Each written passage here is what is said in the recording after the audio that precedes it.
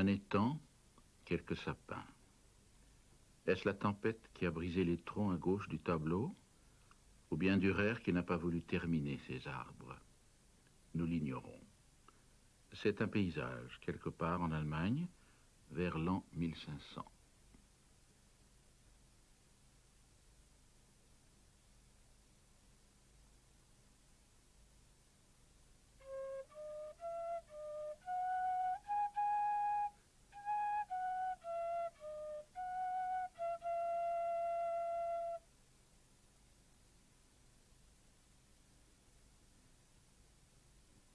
Une large vallée. On en connaît aujourd'hui les mesures exactes, toutes les distances, toutes les dénivellations ont été soigneusement quantifiées et relevées. Ce réseau que les arpenteurs font flotter sur nos paysages n'existait pas encore.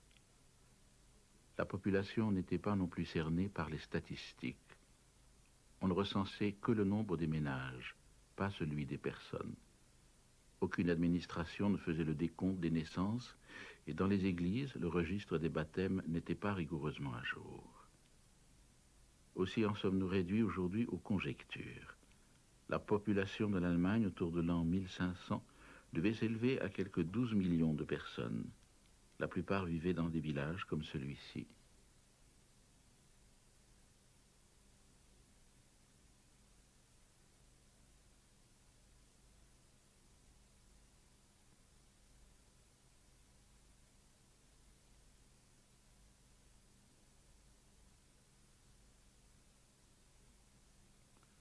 Les murs sont en colombage et torchis.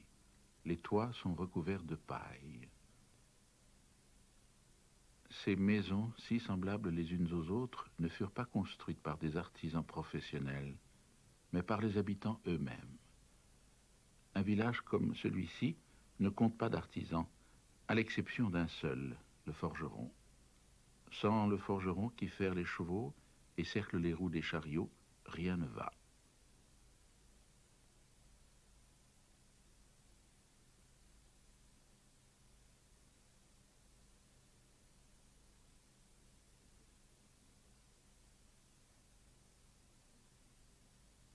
Ceux qui habitent ces maisons gagnent leur vie au champ.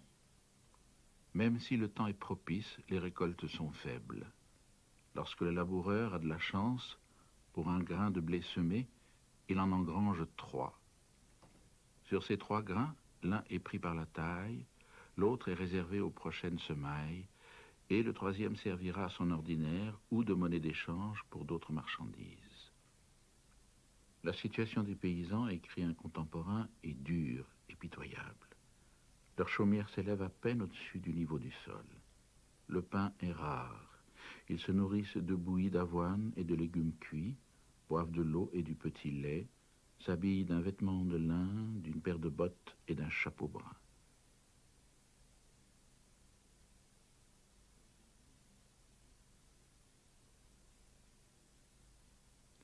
Ces paysans ne sont pas des serfs, mais ils ne sont pas libres non plus.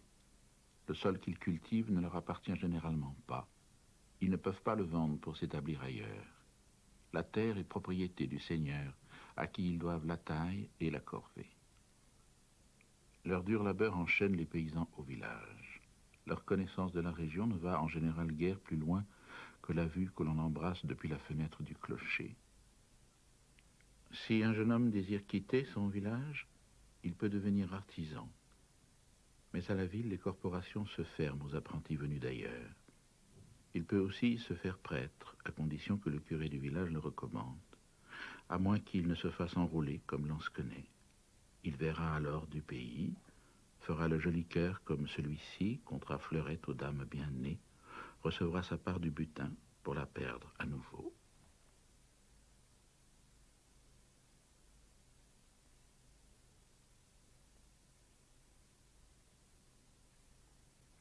Si la récolte est trop mauvaise et les impôts trop lourds, les paysans doivent alors quitter le village et rejoindre les rangs des mendiants errants. Ils déchoient pour s'en aller grossir la masse de ceux qui n'ont plus de conditions du tout. Plus de 80% des Allemands vivaient alors dans des villages comme celui-ci. 80% de la population travaillait aux champs et dans les écuries, produisaient leur propre nourriture et celle des classes supérieures. Si l'on demandait à l'un de ces villageois d'où il venait, il indiquait alors le nom de son village et tout de suite après celui du seigneur.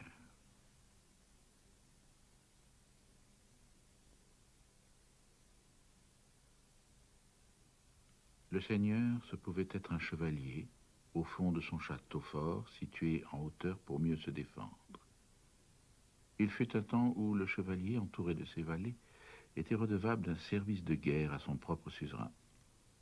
Mais ces temps sont révolus, et les assauts entre les chevaliers font partie du passé. Aux alentours de l'an 1500, on fait la guerre avec des mercenaires et des lansquenets. Le suzerain n'exige plus alors de chevaliers en armes, mais de l'argent, afin de pouvoir engager des mercenaires. À son tour, le chevalier tente d'extorquer cet argent à ses paysans, mais il n'est d'ordinaire guère possible de leur arracher quoi que ce soit. Les chevaliers n'ont donc plus de véritable fonction, nombre d'entre eux s'appauvrissent, leur château tombe en ruine.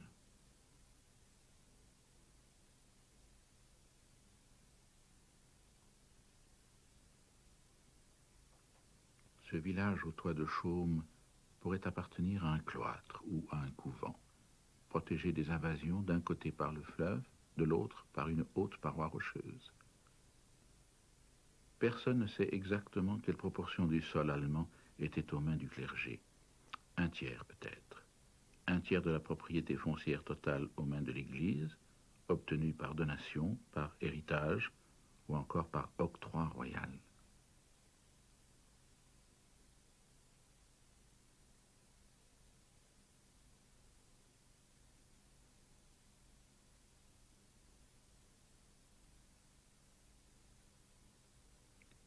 Lorsque les gens de l'époque pensaient à leur pays, cela leur évoquait une personne et non pas une terre, comme ce serait le cas pour nous aujourd'hui. Les cartes géographiques étaient rares et dans les écoles, les cours de géographie bien entendu inexistants. Les contemporains de Dürer ne se percevaient pas comme les habitants d'un État correspondant à une certaine surface, mais comme les sujets d'un souverain. Sujet de Frédéric le Sage, prince électeur de Saxe par exemple. Frédéric ne possédait pas une terre homogène. Il régnait sur diverses villes et contrées qui lui étaient échues par mariage ou par héritage. Ce n'était pas une frontière qui définissait son domaine, mais sa propre personne.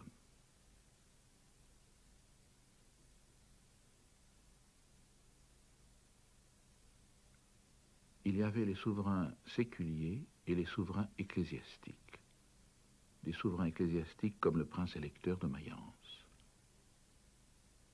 Issu de la maison de Brandebourg, il avait été installé par celle-ci dans ses hautes fonctions à grand renfort d'argent et de diplomatie. À la différence des souverains séculiers, lui, le potentat ecclésiastique, ne pouvait léguer sa charge. À sa mort, on procéda à de nouvelles élections. Autre différence, le lien plus fort avec Rome. Le prince électeur de Mayence devait s'arranger non seulement avec l'empereur, mais aussi avec le pape.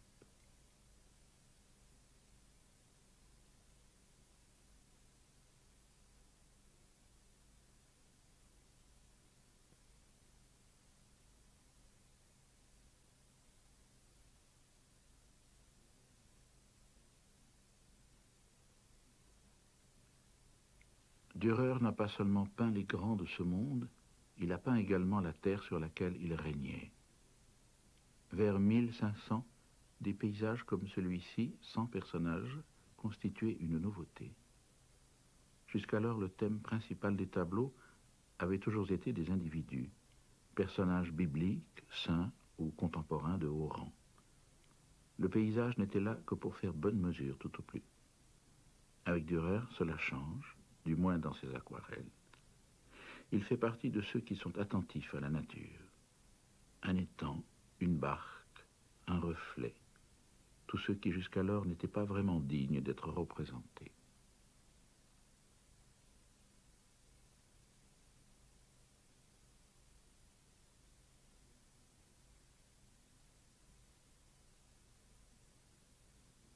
D'un point de vue politique, l'Allemagne, l'Empire allemand, était alors constitué par plus de 2000 domaines, plus ou moins indépendants. Et comme ces 2000 souverains se querellaient sans cesse, il n'était pas rare que, visitant l'Allemagne, le voyageur traversa des contrées en guerre. Ce fut le cas pour Dürer en 1512, et tel un reporter dessinateur, il fixa ce qu'il voyait. Ici, c'est la place forte württembergeoise de Hohenasperg qui est assiégée. L'empereur régnait sur toutes ces places fortes, châteaux forts, cloîtres, couvents, comtés, duchés et principautés.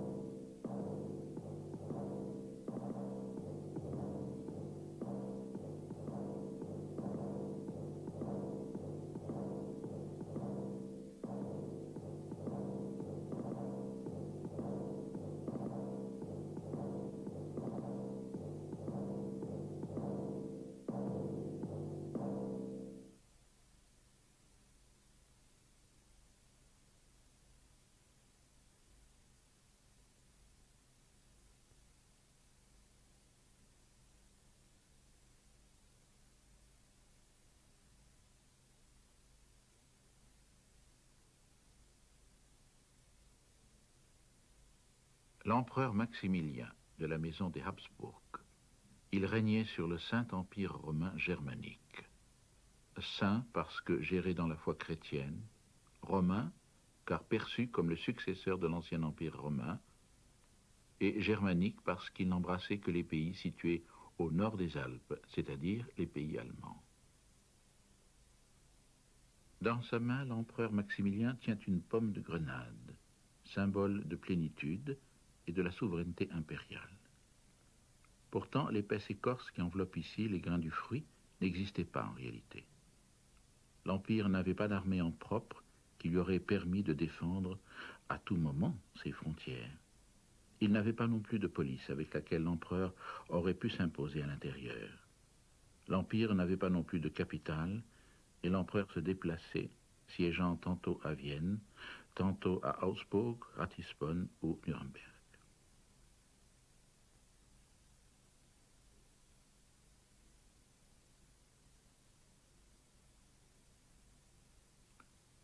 Rien ici de tout ce que l'on perçut plus tard comme faisant partie de la définition même d'un empire. Une capitale, des frontières précises, un pouvoir policier et judiciaire. Aussi la personne de l'empereur elle-même prenait-elle une grande importance. Il personnifiait le Saint-Empire romain germanique et les peintres devaient contribuer à la diffusion de son image. Ils étaient investis d'une tâche politique et leur émolument était en conséquence.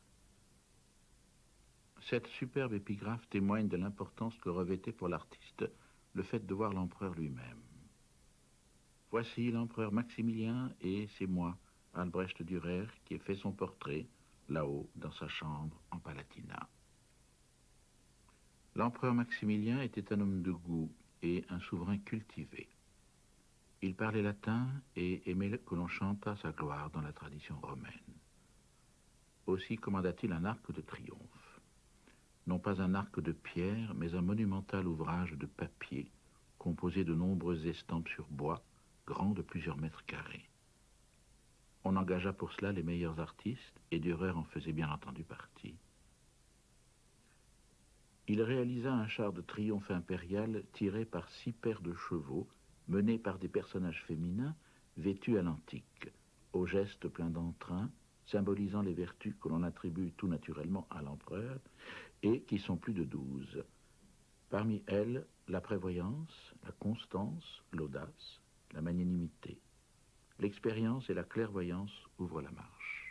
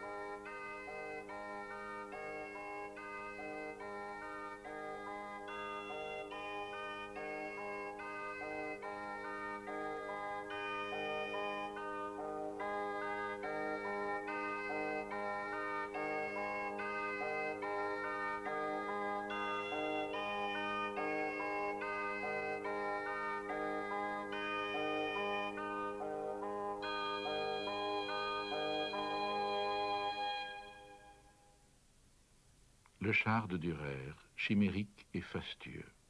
L'empereur disparaît presque dans cet entrelac de figures et de ramages qui chantent sa gloire. L'empereur allemand fut couronné à Aix-la-Chapelle, mais les emblèmes impériaux, l'épée, le globe impérial et la couronne, étaient déposés à Nuremberg. Ce n'était pas un hasard, car Nuremberg faisait figure de capitale officieuse de l'Allemagne. Sa situation centrale et le dynamisme de son économie contribuaient à cette réputation. Le château de l'empereur que cette esquisse nous montre, solidement campé, constituait la cellule de base de la ville. Au pied de sa montagne s'établirent les premières agglomérations. À l'époque de Dürer, le château n'appartenait plus ni à l'empereur ni au burgrave, mais à la ville elle-même.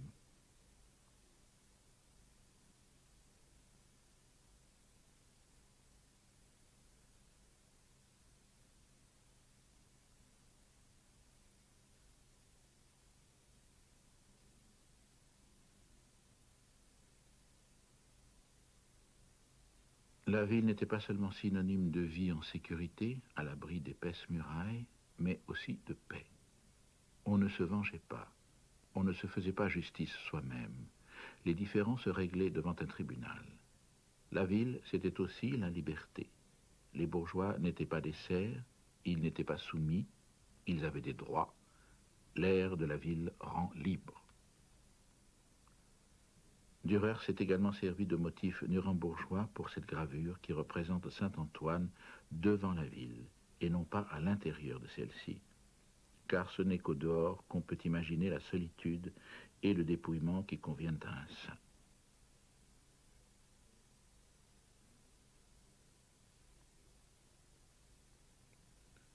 Mais il n'y avait pas que la ville derrière ses tours de guet et ses épais remparts qui appartenaient aux Nurembergeois.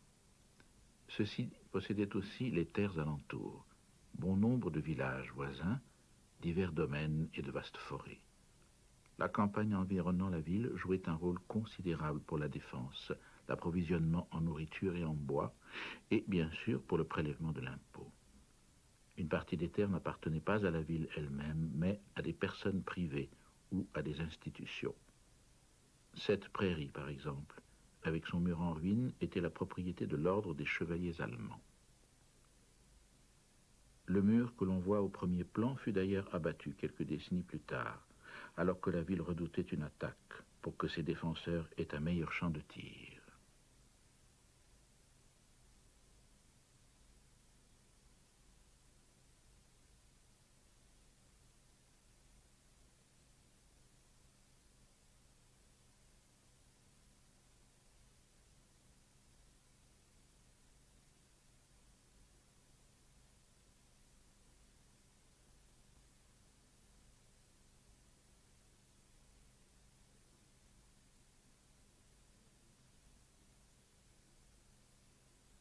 Voici l'église Saint-Jean. Nous la voyons ici de près et sous un autre angle. C'est un édifice gothique doté de hauts vitraux et d'un petit clocheton érigé une bonne centaine d'années plus tôt. C'était aussi l'église de quelques-uns des villages environnants, mais elle remplissait également une fonction citadine bien particulière. On y soignait les lépreux, les gens frappés d'une maladie contagieuse.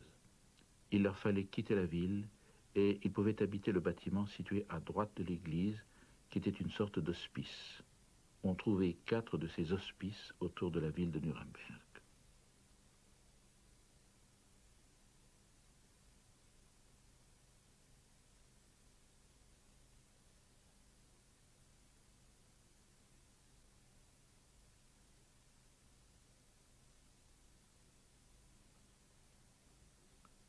À gauche, sous les arbres, s'étend un petit cimetière pour les gens des alentours et les malades qui décédaient ici. Quelques années plus tard, à partir de 1517, on se mit à y enterrer aussi les morts de la ville. De nombreux Nurembourgeois célèbres reposent ici au cimetière Saint-Jean. Le sculpteur Veit Stoss, le poète Hans Sachs et Albrecht Dürer lui-même. Il n'y avait pas que les hospices abritant les gens atteints de maladies contagieuses qui devaient rester en deçà des murs de la ville. Il en allait de même des ateliers où l'on faisait du feu. les souffleries de verre par exemple, et les ateliers où se travaillait le métal. Ce qui comptait pour leur emplacement, c'était l'éloignement des ruelles aux nombreuses maisons très rapprochées et la proximité du fleuve. L'eau courante était l'une des sources d'énergie les plus précieuses. Dans les bâtiments que voici, on fabrique du fil de fer. La qualité du travail technique et l'esprit inventif des artisans et constructeurs ont largement contribué à la gloire de la ville. C'est à Nuremberg que fut réalisé le premier globe terrestre et la première montre de poche. À côté de la passerelle, un abreuvoir à chevaux, peut-être aussi un gué. Le petit mur de gauche borne un parc d'agrément des Nurembergeois, appelé Prairie de Haller. Quelques années plus tard, Dürer peignit à nouveau, sous un autre angle, cet arbre et la campagne environnante.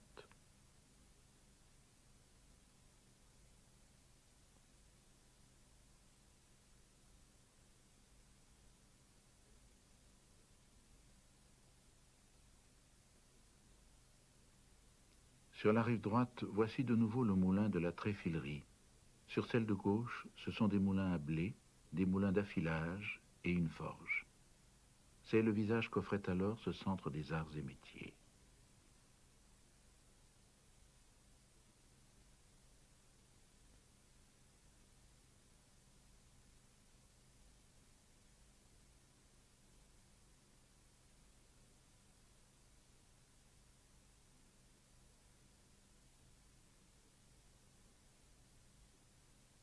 Les grandes entreprises artisanales, les banques et les maisons de commerce appartenaient à des hommes comme celui-ci.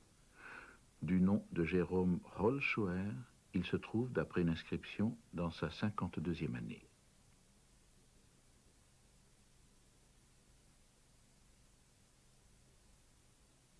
Les portraits de riches bourgeois n'étaient pas encore courants en Allemagne. Ce nouveau genre pictural montre bien à quel point ce groupe social a gagné en prestige et en confiance en soi. Dans les villes, ce sont ces riches bourgeois qui sont au pouvoir. S'isolant des couches sociales inférieures, ils forment une classe à part, le patriciat. À Nuremberg, seuls les hommes des familles patriciennes peuvent siéger au conseil municipal. Jacob Müffel fait lui aussi partie de ce conseil.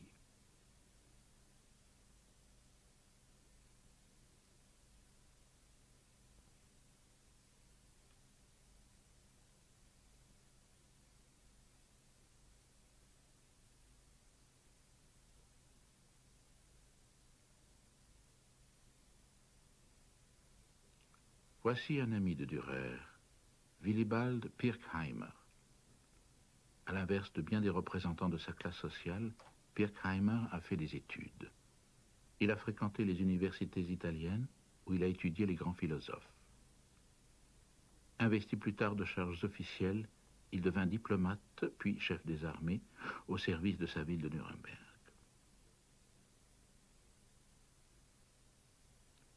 20 années ont passé. Les traits se sont alourdis, le regard a perdu de son audacieuse énergie. Pirkheimer est malade. Il souffre de violentes attaques de goutte.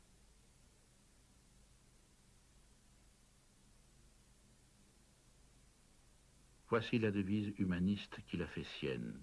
Vivitur ingenio caetera mortis erunt. Nous ne vivons que par l'esprit, le reste est du royaume de la mort.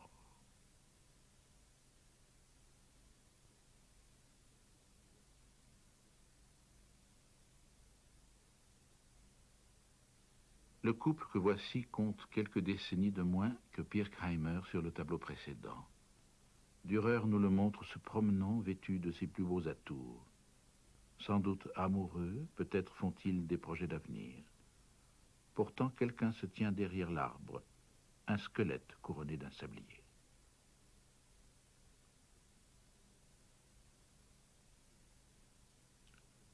Dürer a toujours représenté la mort, comme ici sur une vieille haridelle. C'était l'époque de la peste, des grandes épidémies, et Nuremberg avait elle aussi été frappée plusieurs fois. Les 4 chevaliers de l'Apocalypse apportent plus que la peste, ils apportent la fin de toute vie, la fin de ce monde. Nombreux étaient alors ceux qui croyaient à la fin du monde. à une fin proche, demain ou la semaine prochaine, ou en tout cas avant que cette année 1500 soit écoulée.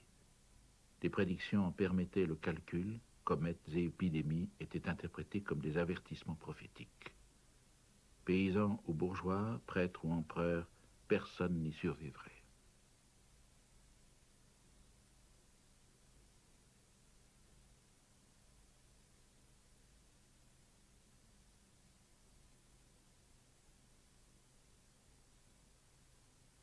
Les visions de fin du monde poursuivaient Dürer jusque dans ses rêves. Voici une page de son journal. Il rapporte avoir eu dans son sommeil une apparition. De grandes quantités d'eau tombées du ciel touchèrent le sol à quelques 4000 de moi, avec une grande violence. Dans un mugissement et un jaillissement gigantesques, elles envahirent la terre entière.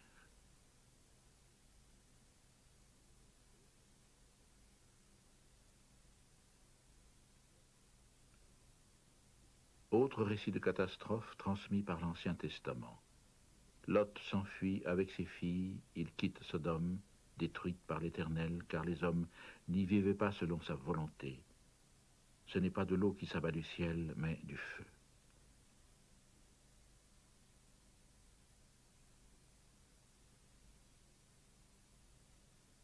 La crainte qu'à tout moment le monde puisse être détruit était largement répandue en Allemagne vers l'an 1500.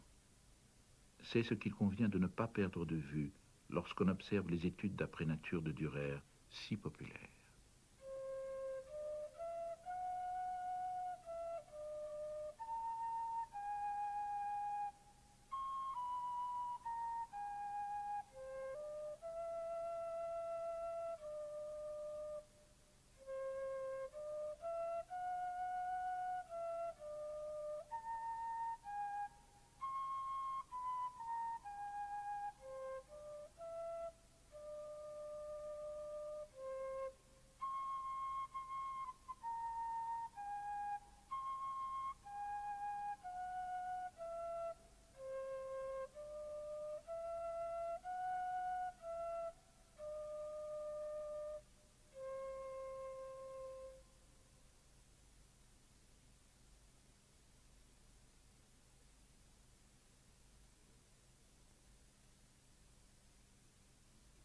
À une époque où tout semble incertain, Dürer s'efforce de s'assurer du monde.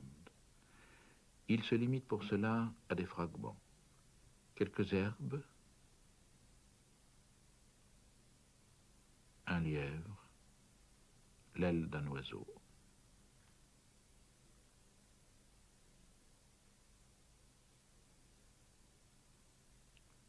Dürer travaille là avec une minutie toute scientifique.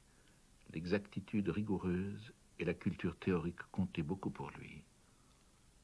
Et ce, surtout dans la reproduction du corps humain. Il ne lui suffit plus de dessiner ce qu'il voit, il cherche des règles, des lois de la nature et de la représentation. Tantôt il dessine un corps ombré, c'est-à-dire représenté plastiquement, et tantôt, nous avons ici superposé les croquis, il réduit le corps à des lignes, à un contour cernant des tracés.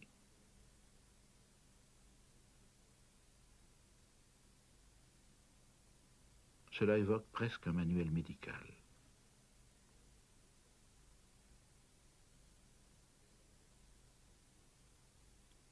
Dürer a été le premier peintre allemand à rédiger des manuels dans lesquels il consigne ses constatations. L'un de ses ouvrages s'appelle « Enseignement de la mesure à l'aide du compas et de l'équerre, en ligne, surface et corps entier, réunis par Albrecht Dürer et publié avec tous les croquis correspondants à l'usage de tous les amateurs d'art. »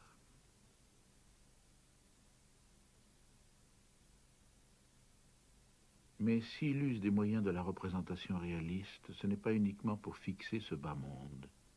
Il les emploie tout autant lorsqu'il doit représenter l'univers de la foi.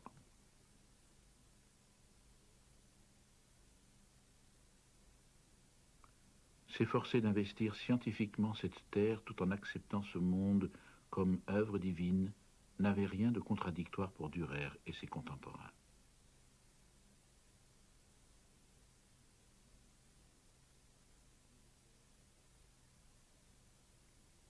Il brosse ici la Sainte Trinité. Dieu le Père avec sa couronne, le Saint-Esprit symbolisé par une colombe et Jésus, son Fils, crucifié. C'est le cœur d'un tableau d'autel qui compte plus de 100 personnages.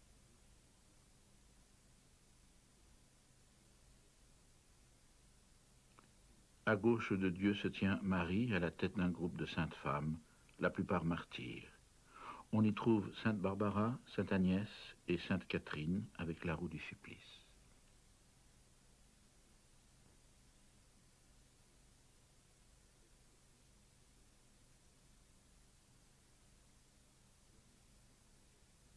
De l'autre côté, un groupe de l'Ancien Testament mené par Jean-Baptiste. Derrière lui, le roi David avec sa harpe. Au-dessus de lui, Moïse avec les tables de la loi.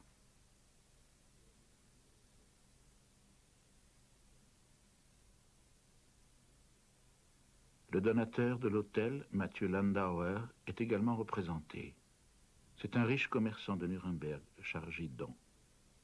Il avait fait construire une maison pour les pauvres méritants, sans l'avoir mérité, et commandé à Dürer l'hôtel destiné à la chapelle. Landauer, à la longue chevelure grise, ne se tient pas parmi les saints et les prophètes, mais sur une nuée quelque peu plus basse parmi de nombreux dignitaires ecclésiastiques. 2 papes à tiare bleu et or sont aussi du groupe.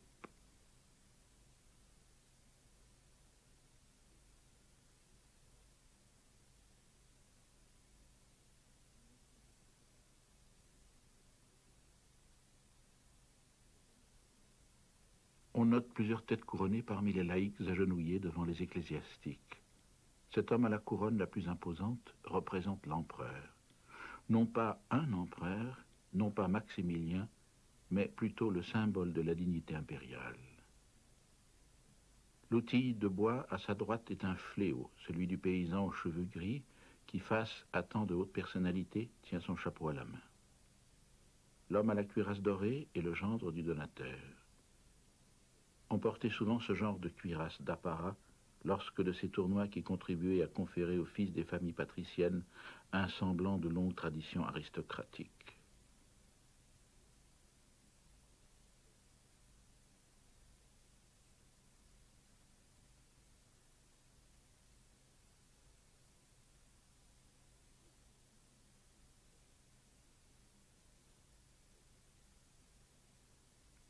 Et cette vision d'une cour céleste, d'un royaume de Dieu, flotte au-dessus d'une mince bande de terre.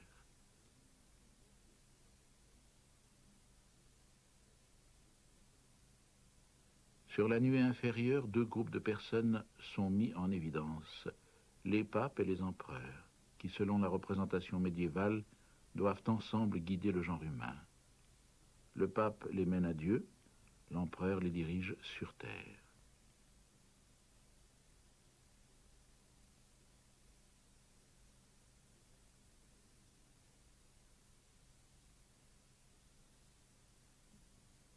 Dürer a matérialisé cet idéal impérial en un triangle.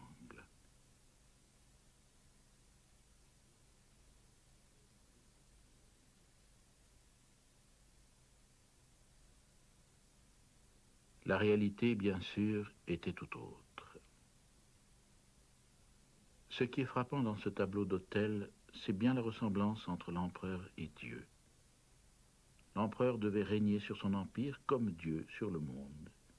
Pourtant, Maximilien n'avait guère de pouvoir, et il portait plus d'intérêt à ses terres habsbourgeoises qu'au Saint-Empire romain germanique dont Dieu lui avait confié la garde.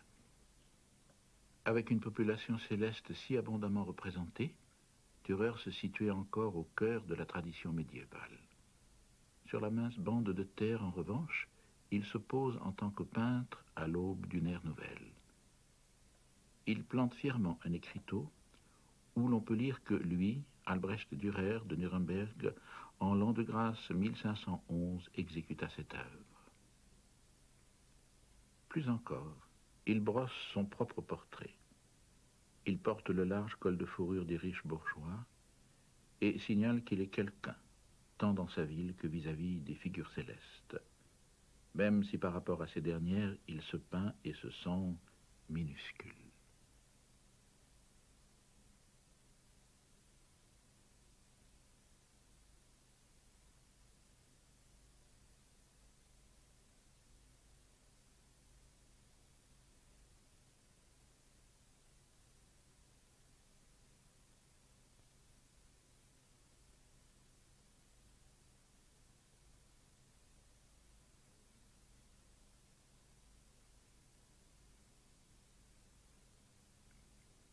Moyen Âge, le peintre n'était pas cité.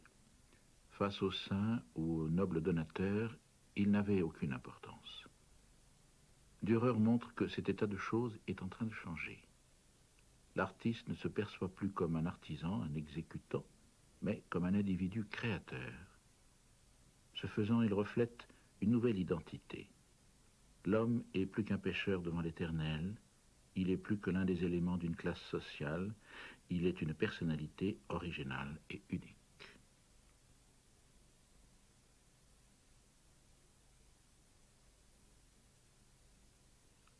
Les autoportraits de Dürer illustrent bien ce nouvel état d'esprit. Il est le premier artiste au nord des Alpes à s'être sans cesse dessiné ou peint et à avoir trouvé cela si important qu'il conserva ses feuillets. Plus tard, Dürer reprendra cette feuille pour y inscrire quelques lignes en haut à droite. Je me suis peint moi-même à l'aide d'un miroir en l'an 1484, alors que j'étais encore enfant, Albrecht Dürer. Il avait 13 ans, 2 ans d'école de latin derrière lui et travaillait comme apprenti chez son père, qui était orfèvre. À 20 ans. Après l'orfèvrerie, son père lui permit d'aller en apprentissage chez un peintre à Nuremberg. Puis, il va faire son tour de compagnon. 4 années durant, il parcourt l'Allemagne, gagne sa vie en exécutant des gravures pour illustrer des livres. La belle confiance en soi de l'enfant a disparu. Songeur, scrutateur, il s'observe.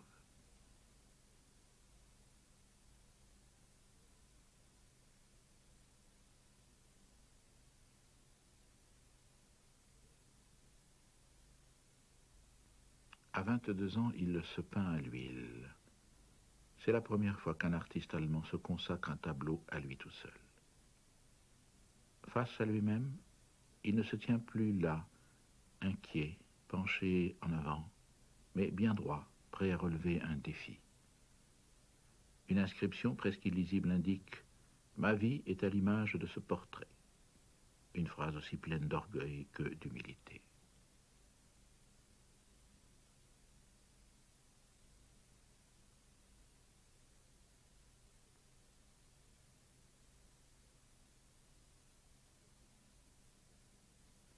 Quelques années plus tard encore, en 1498, je peignis ceci d'après mon image, j'avais 26 ans. Il indique toujours l'âge, de même que pour les portraits de Pirkheimer, Holschuher, Jacob Müffel, ces co-citadins de Nuremberg. C'est que l'évolution de l'individu gagne en importance. Ce ne sont plus des humains qui se traînent à travers cette vallée de larmes avec la vision de Dieu pour seul désir, auprès duquel tout autre désir est sans importance. Ce sont des hommes dotés de certaines particularités qui se modifient au fil des ans. Ici, c'est presque un dandy. Les vêtements sont choisis avec soin, les cheveux ont été frisés. Un homme qui étudie des rôles à la recherche de lui-même. C'est cette année-là qu'il remporte son premier grand succès avec ses gravures de l'Apocalypse, ses visions d'horreur de la fin du monde.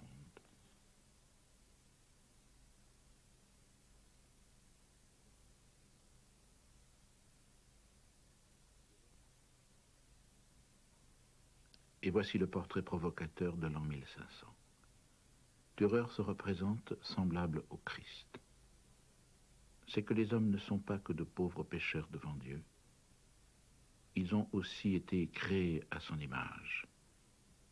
Et parce que c'est précisément à travers l'artiste que se perpétue la force créatrice du Très-Haut. Une fois encore, le peintre fait montre de la nouvelle identité qui, aux alentours de l'an 1500, commence à se répandre en Allemagne.